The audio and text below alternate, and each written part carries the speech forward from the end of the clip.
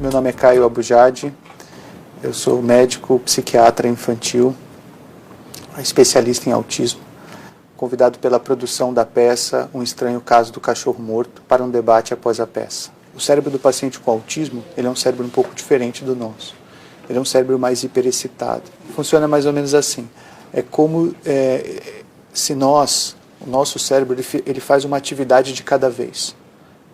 Então, toda vez que a gente faz uma atividade, a gente desliga a nossa atividade anterior. Mesmo quando a gente está fazendo duas atividades ao mesmo tempo, a gente, na realidade, está fazendo uma de cada vez bem rápido. O paciente com autismo, não. Por ele ter um cérebro hiperexcitado, ele liga uma atividade sem desligar a atividade anterior. Então, ao longo do dia, às vezes, ele está fazendo 100, 200, 300, 1000 atividades ao mesmo tempo naquele cérebro. E isso ele faz desde quando ele nasceu. O cérebro dele é assim.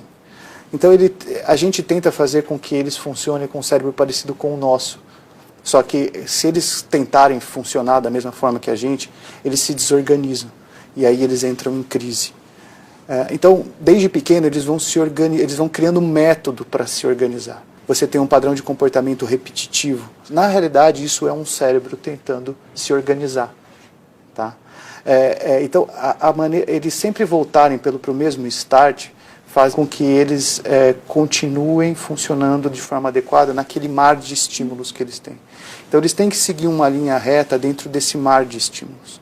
Quando eu coloco um bloqueio nesse comportamento repetitivo, eu peço para ele parar de fazer aquilo, ou bloqueio um ritual, ou uma rotina, ou até uma estereotipia, ele cai de novo nesse mar de estímulos e aí ele se desorganiza completamente. O cérebro mais imaturo, ele é mais sensorial e mais motor.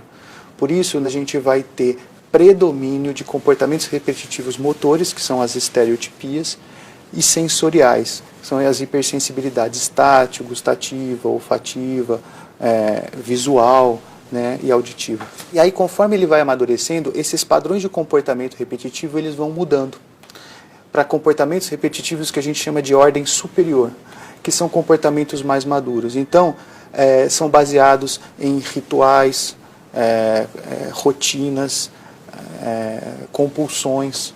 E quando o comportamento repetitivo se torna num padrão exemplar, que aí a gente vai ter as habilidades, quando a gente tem uma coisa que a gente chama de insistência na mesmice, que é quando o paciente começa a estudar temas diferenciados. Então, ele sabe tudo sobre astronomia, sabe tudo sobre os animais, sabe tudo sobre os dinossauros.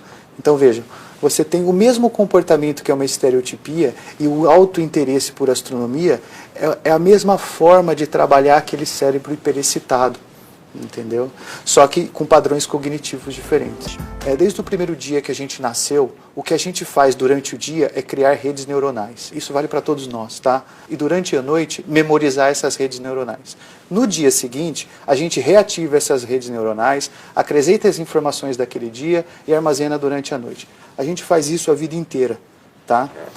Os pacientes com autismo, eles têm redes de preferência que fazem com que ele se organize.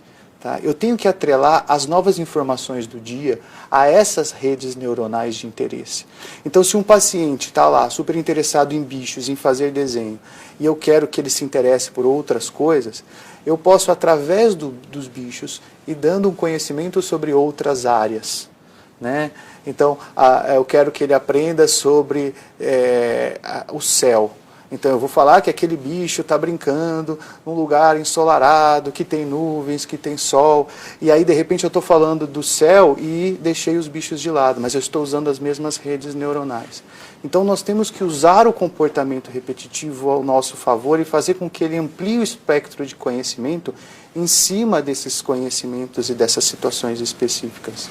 A importância de que as pessoas vejam o autista como ele é, e não tentem transformar ele numa pessoa típica, entendeu? Que se a gente conseguir dar para eles o mundo que eles precisam, eles vão se desenvolver super bem. Meu nome é Jorge, eu sou pai de uma menina autista. Queria saber se as pesquisas mais avançadas indicam alguma diferença entre as meninas e os meninos que têm autismo.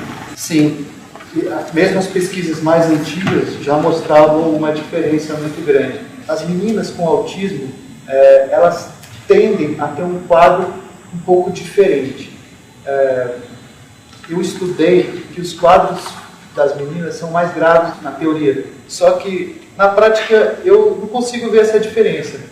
Eu tenho uma paciente lá de São Paulo que acabou de terminar o mestrado em Direito, mas ela teve várias dificuldades, enfrentou dificuldades a vida toda, mas conseguiu terminar todo o seu desenvolvimento.